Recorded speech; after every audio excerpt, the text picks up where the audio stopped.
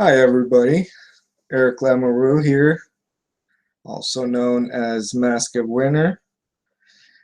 I figured I'd film a little tutorial here to show you guys how to handle your NPCs and allies. I don't think it's really obvious and well known the kind of things you can do that can speed things up. So first, if you've played Savage Royals before, you know that it's typical for the GM to group up NPCs together. Basically, if you have 15 of them, you make 3 groups of 5, and each act under their own initiative card. That makes sense because you don't want to have to deal 15 cards. Plus, the more cards you deal, the higher the chances that someone draws a joker, right? So you don't want to mess with those odds, or maybe you do. Maybe it's not an issue for you. Now with Fantasy Grounds, the thing is, it doesn't take any longer for you to deal 20 cards than it does for 4 or 5 cards, because it's just one click of a button. Everybody gets an initiative card. But the problem comes when you have to deal with your combat tracker, because the more entries in your combat tracker you have, well, the more you have to scroll up and down. Now, if you're dealing with a map, you can always just double click on the token on the map and it will take you right where it needs to be on the combat tracker. But I still want to show you how to handle it, how to group up your NPCs and even allies if you're one of your PCs, one of your player as an ally. So let's take Paulie here and give him an ally. We'll say we'll go under Notes, Allies, and we'll give him a mob enforcer here. So that's his ally. That way he can gain access to the sheet when it's time to roll for that enforcer.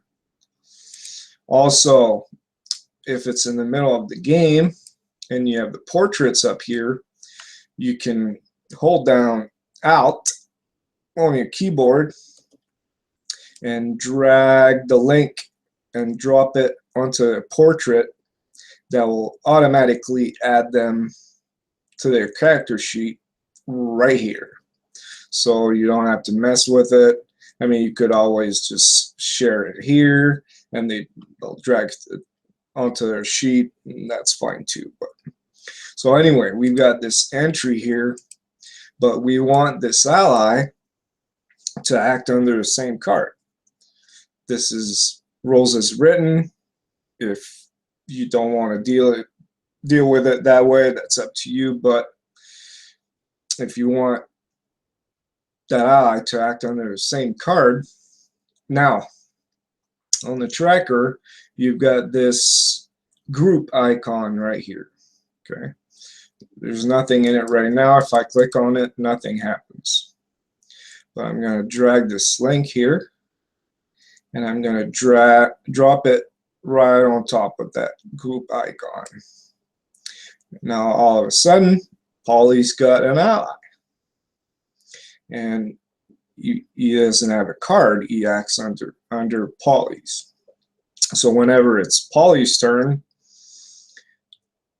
let's see, like this. Now it's this guy's turn. All right. If it gets too cluttered in the tracker right here, you just click the group icon and it collapses. All right. Now your group players are facing another group of enforcers. All right, and ideally you want to deal with this situation by having it pre-planned. All right, and that's when you go under combat encounters over here, and you can create your own encounter. In this case, I created this one. Ambush taking place at a construction site, and they will be facing Jerry and his 6 mob enforcers there. So a quick way of doing that, it's already pre-planned. Encounter happens. I click this button right here. Now everybody gets added to the tracker right here. So I've got what, 7 of them, 6 of them, because number 1 is with Polly over here. And then again, I want to collapse that.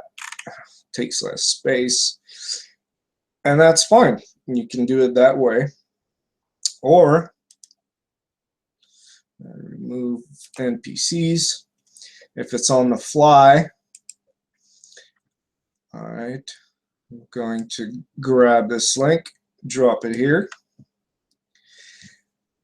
Now I could, if I needed 6 of them, I could just go ahead.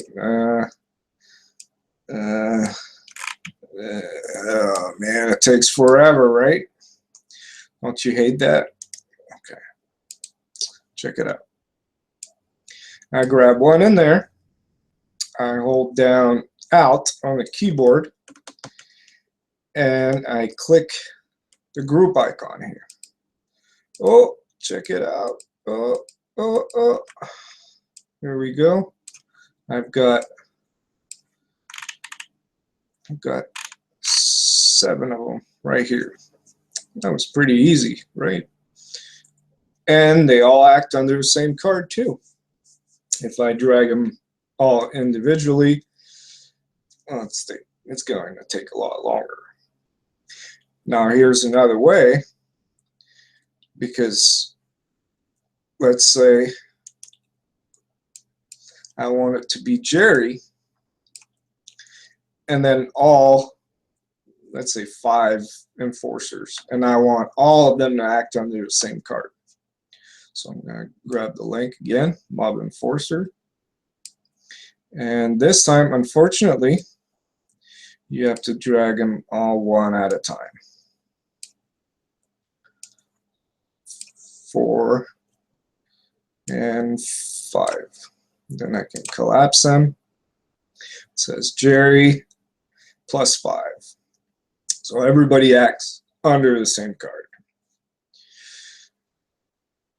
Now if I hold down Alt and click on this group button, it'll clone Jerry. It'll just add some more Jerrys, which you don't want, right?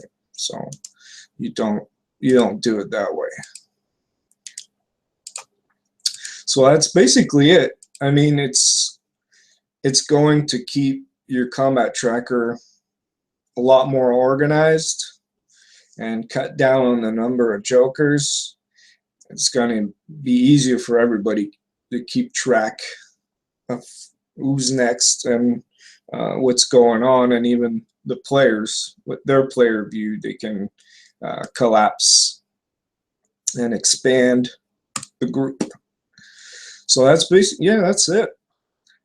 If you have more questions, if there are topics you'd like me to cover, well, comment on the video or send me a message directly, and I'll see what I can do. Until then, you guys have fun. Keep it savage.